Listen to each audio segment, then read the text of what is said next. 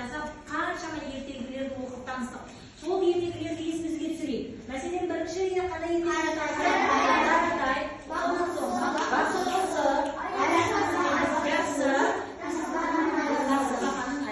осы ертегілерді оқи отырып, біз ойымызға не түйдік?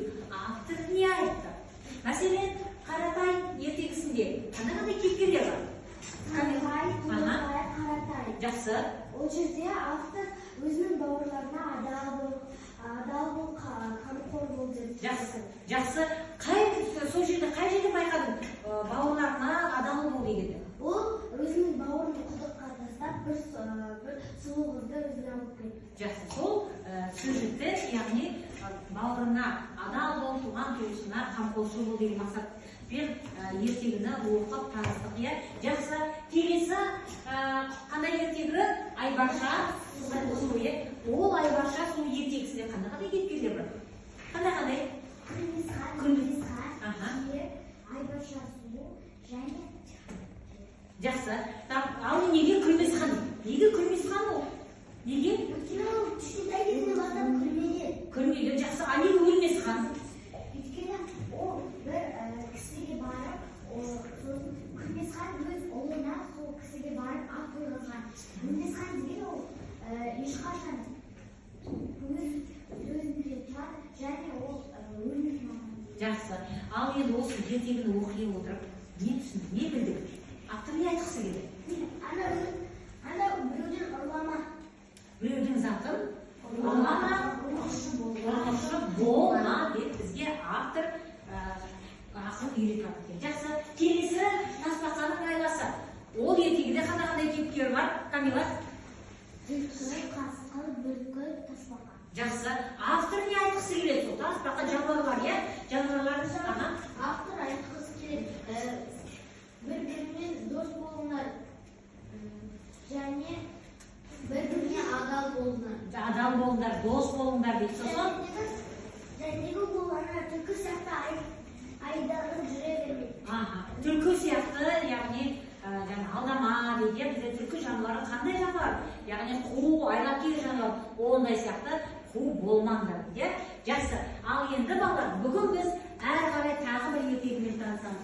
Ол ертегі бізде неге Тазшабала деп ойлайсыздар? Себебі тастың суреті бар. Яғни ол тазша деп айтуға болады. Сонымен соң баланың суреті, яғни ертегінің аты тақырыбы Тазшабала. Бұл ертегімен біз қалай танысамыз? Біздің бүгінгі сабағымыздың мақсаты мәтінді түсініп оқимыз, негізгі ойды анықтаймыз, кейіпкер әрекетіне баға береміз.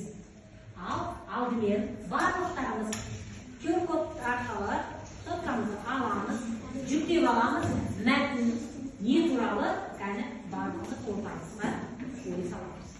Ал жүктеміздер. Келесің. Ал жүктеп алса, оқуды бастайық. Кәне арай оқуды. Ертеде бір шал мен кемпір болыпты. Олардың 3 баласы, 5 ешкісі бар екен. Bir күні үлкен баласы басқа жерден пайда кәсіп қылуға талап етіп, өзіне тиген енші ешкісін сойып алып, етінен кемпір мен шалға бір түйір дей берместен арқалап кетіпті. Жақсы, жалғастырып. Келе жатса бір өнерші бәйдікіне келеді.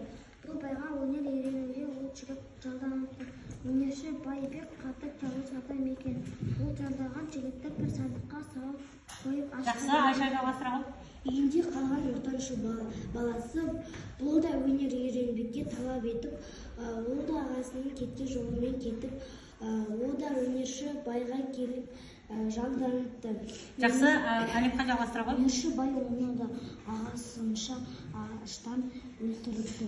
Үшінші ұлы Тазшабала, о да ағаларындай өзіне тиген енші ешкісі сойып алып, жартысы етін әке-шешесіне беріп, олардың рұқсат алып арқалап кетіпті. Келе жатса бір қора. Жақсы, балалар енді мәтінді шеңбер бойымен оқуға кірісейік. Қане барлығымыз мұқият боламыз. Қадағалап отырамыз. шал мен кемпір болыпты. Олардың 3 баласы, 5 ешкісі бар екен. Bir kuni ulkan balasi boshqa yerdan foyda kasb qiluvga talab etib, o'zine tegan yencha echkisini so'yib olib, yetning kempir men shalga bir tiyib de bermasdan aqalab ketibdi.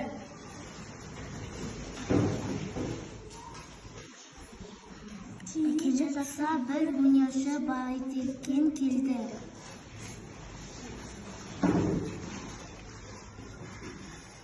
Bu hayra onu ilgilenince o jigit zaten bağıştı.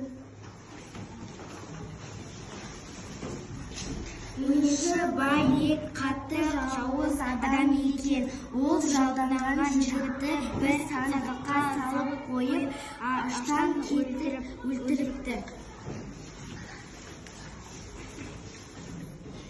Үйде қалған орташы баласы бұл да өнер үйренмекке талып ете бұда ағасының кеткен жолымен кетіп, ода енерші байға келіп жалдыныпты. Өнерші бай оны да ағасынша аштан өлтіріпті.